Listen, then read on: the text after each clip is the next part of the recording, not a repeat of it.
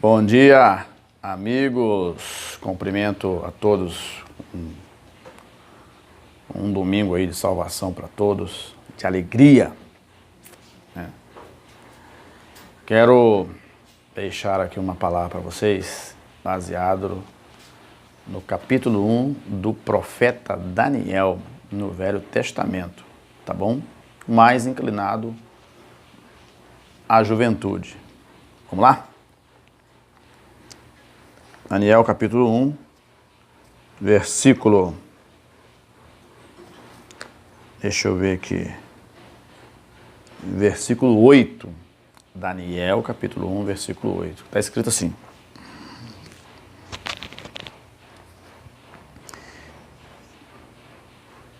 E Daniel assentou no seu coração não se contaminar com a porção do manjar do rei, nem com o vinho que ele bebia.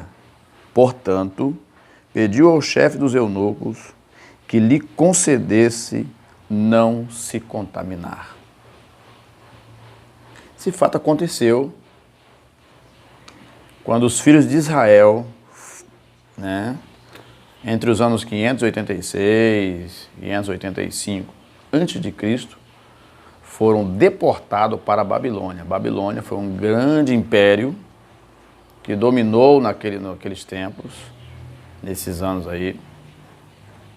E Jerusalém foi invadida, conforme os outros profetas, tanto Isaías, Jeremias, Ezequiel profetizaram. Jerusalém, no ano 585, 586, aproximadamente, ela foi invadida pelos exércitos do rei Nabucodonosor e levaram os filhos de Israel cativos para a Babilônia. E entre eles estava Daniel, e seus companheiros. Deixa eu ler o nome deles aqui. No meio deles estavam Daniel, Ananias, Misael e Azarias, que posteriormente seus nomes também foram trocados, porque eles estavam vivendo num país estranho, cultura diferente, e Daniel teve o seu nome trocado, Misael, Azarias, teve o seu nome trocado, conforme a cultura daquele lugar. Qual é a mensagem que podemos extrair desse capítulo, dessa passagem? O ponto central dessa mensagem: a decisão de Daniel em não se contaminar. Daniel era um homem ainda jovem. Quando ele foi deportado, ele, segundo as tradições, as histórias bíblicas, segundo os registros antigos, ele tinha menos de 30 anos, certo? Menos de 30 anos. Ele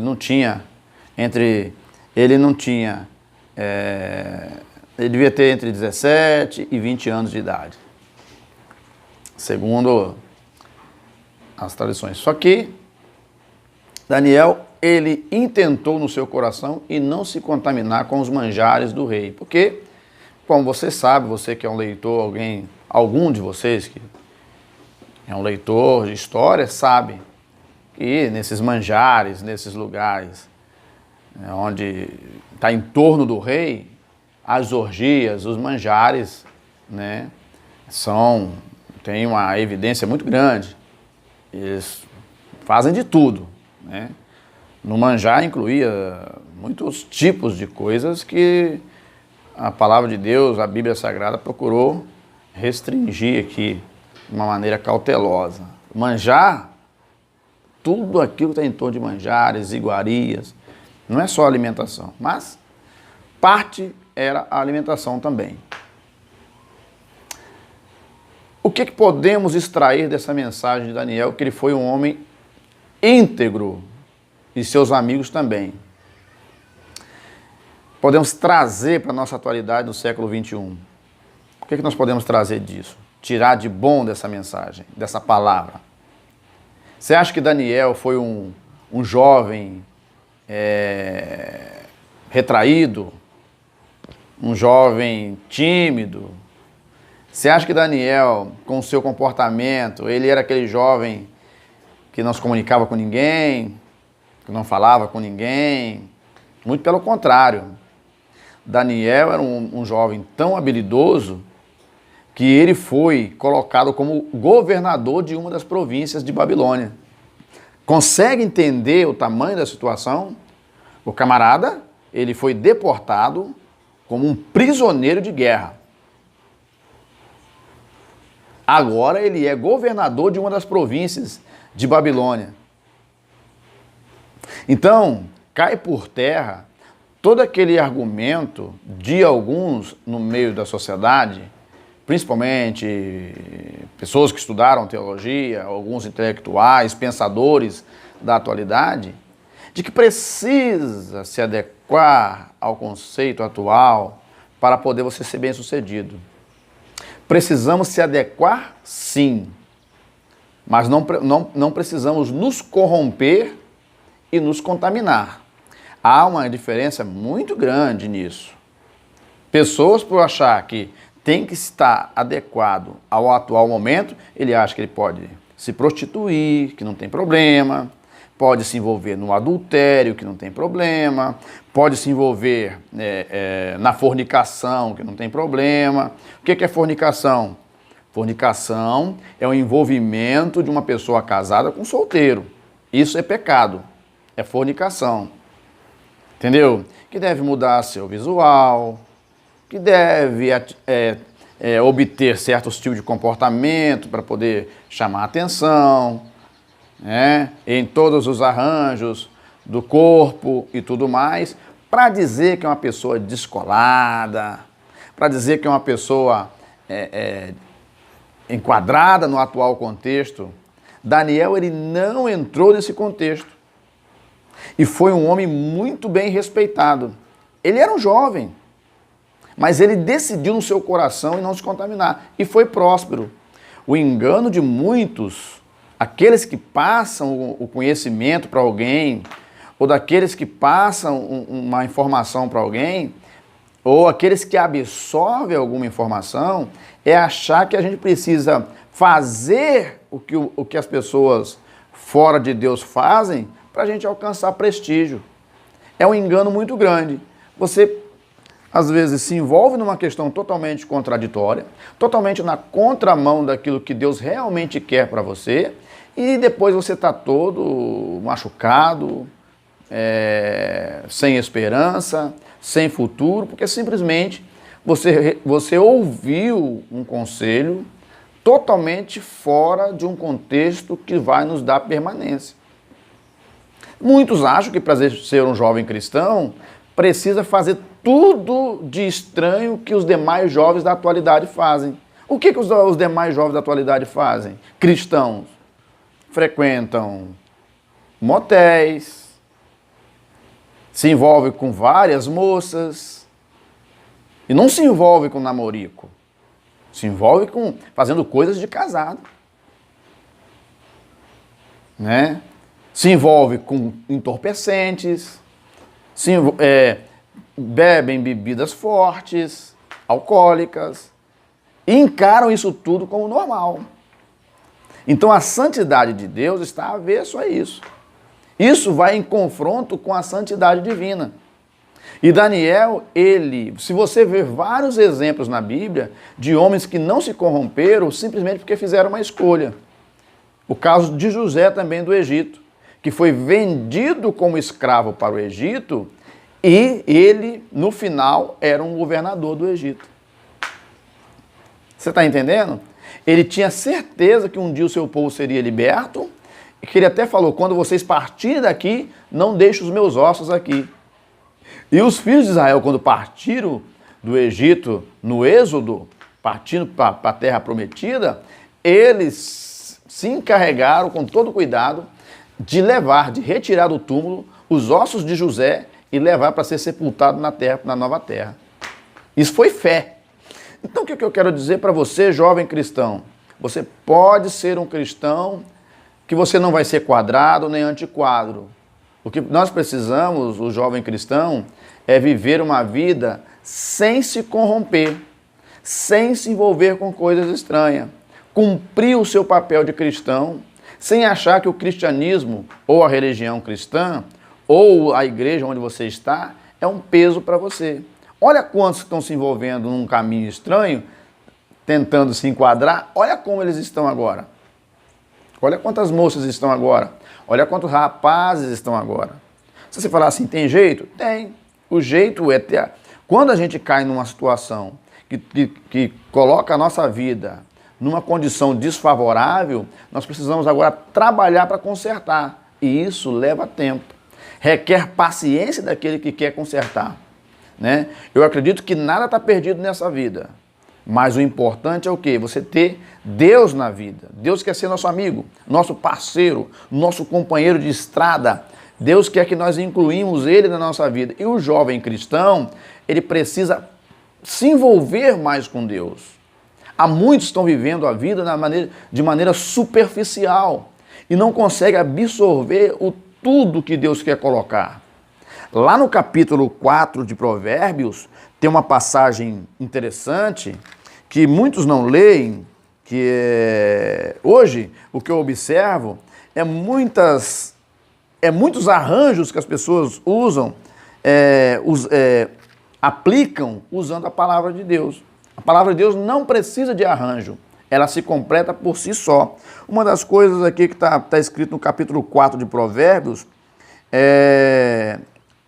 capítulo 4 do livro de Provérbios e o versículo 14, que diz, em diante, que diz, não entre na vereda dos ímpios, nem ande pelos caminhos dos maus, evita-os, não passe por ele, desvia-te dele e te passa de largo. Pois não dorme sem fazerem mal, e foge deles o sono, se não fizerem tropeçar alguém. Está entendendo? Aí o que acontece nos outros versos a seguir? Porque come o pão da impiedade e bebe o vinho das violências. Mas a vereda do justo é como a luz da aurora, que vai brilhando mais e mais até ser dia perfeito. É isso que Deus quer.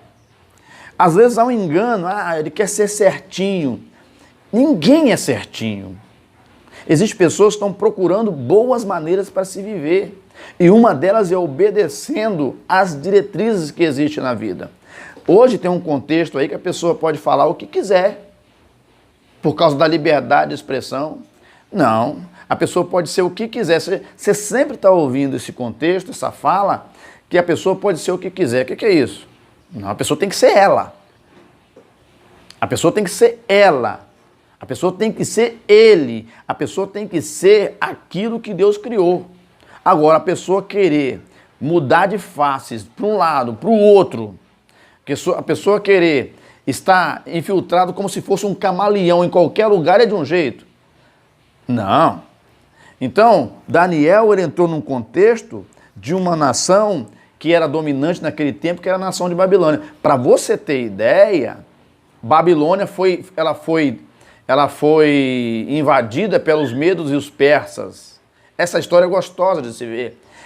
Babilônia foi invadida logo depois pelos medos e os persas. Medos e persas é a unificação de dois povos que se uniram, ou, na verdade, um subjugou o outro e se uniram, né, fazendo um reino, e esse reino agora subjugou Babilônia, derrotou Babilônia, e agora o reino do Medos e dos persas assume o controle de nação mandante do mundo. Entendeu? E mesmo no reinado dos Medos e dos persas, Daniel continuou tendo a sua notoriedade. Está entendendo? Portanto, eu já falei num vídeo anterior aqui, que Daniel, do modo que ele vivia, ele causou inveja nos outros oponentes, que não eram satisfeitos que ele fosse governador. Tinham ciúme dele, inveja dele, tramaram um plano contra Daniel. Aí eu sempre pergunto, Daniel venceu? Venceu. Mas por que Daniel venceu? Ele se manteve fiel ao seu Deus, mesmo sendo injustiçado, caluniado, ou mesmo que tramaram um plano demoníaco contra ele para destruir sua imagem, mas Daniel venceu. né? Aquele episódio da cova dos leões, que os leões não comeram Daniel, e o rei gostava de Daniel.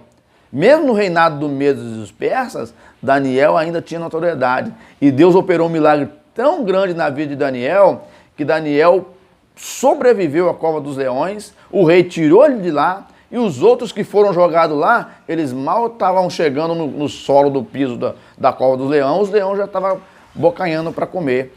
Então o que eu quero dizer para você? Você pode ser um jovem cristão, e você consegue ser um jovem cristão sem se contaminar com o atual século que nós estamos vivendo, onde as pessoas inventam moda, aonde boa parte das lideranças cristãs não estão nem aí para os seus liderados, aonde boa parte das lideranças estão preocupadas com dinheiro, não estão preocupados com a salvação da alma daqueles que precisam ser salvos. Esses, desculpe o tom da fala, vão se acertar com Deus. Mas Deus está interessado na salvação do jovem. Mas que seja um jovem que tenha saúde espiritual, emocional. Tem muitos jovens com problemas de saúde espiritual, desequilibrado emocionalmente. Muitos jovens envolvidos com coisas estranhas, com entorpecente, envolvido com muitas coisas que consomem a sua alma. Mas eu quero deixar um conselho e um segredo para aquele jovem cristão. Sua vida está monótona? Envolva-se com Deus, chame Ele para conversar, chame Ele para ser seu amigo e não se envolva com as coisas deste mundo. E Deus te dará a vitória que você precisa e você vai alcançar a vitória que você precisa. Você vai alcançar os objetivos que você precisa no passo a passo. Então Daniel, ele não foi aquela pessoa quadrada, ele não foi aquela pessoa antiquada, ele não foi aquela pessoa que muitas vezes as pessoas acham dos crentes, que os crentes são atrasados. Há poucos dias saiu aí um comentário no Brasil, no ano passado, no ano de 2018, que o cristianismo, né, países que têm o cristianismo, esses são países atrasados. Dá para entender? O que me dizer dos Estados Unidos, então, em que a religião predominante é a cristã? O que dizer? Certo? Então, eu quero abrir aqui uma ênfase sobre essa questão e dizer, olha, muitos pedem respeito. O respeito se dá de igual para igual. Eu sou servo de Deus. Eu respeito aquela pessoa que procurou um outro direcionamento. Mas se eu puder aconselhar ela a não ir para aquele caminho, eu aconselho. Se ela não aceitar, amém, ela continua a vida dela e assim nós vamos seguindo. O que eu discordo como servo de Deus é as pessoas passar um posicionamento, querem que aceitamos esse posicionamento, mas não querem aceitar a gente. Isso é uma incoerência.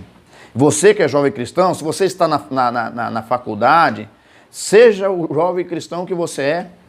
Você não precisa mudar o seu jeito de ser. Você não precisa tratar Deus com indiferença depois que você passou a estudar para a faculdade e outras coisas mais. Daniel estava num contexto totalmente fora do contexto que ele precisava viver, mas ele se manteve fiel. E sabe quem fez a oração para poder os filhos de Israel ser liberados para voltar para sua terra?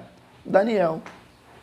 Com quase 100 anos de idade, Daniel lê a Bíblia e ao ler a Bíblia, ele viu e observou que o tempo da permanência deles no exílio já tinha terminado. E glória só. Aí o que ele fez? Orou a Deus. Foi humilde na sua oração. Você vai ver aqui na palavra de Deus. Ele orou a Deus.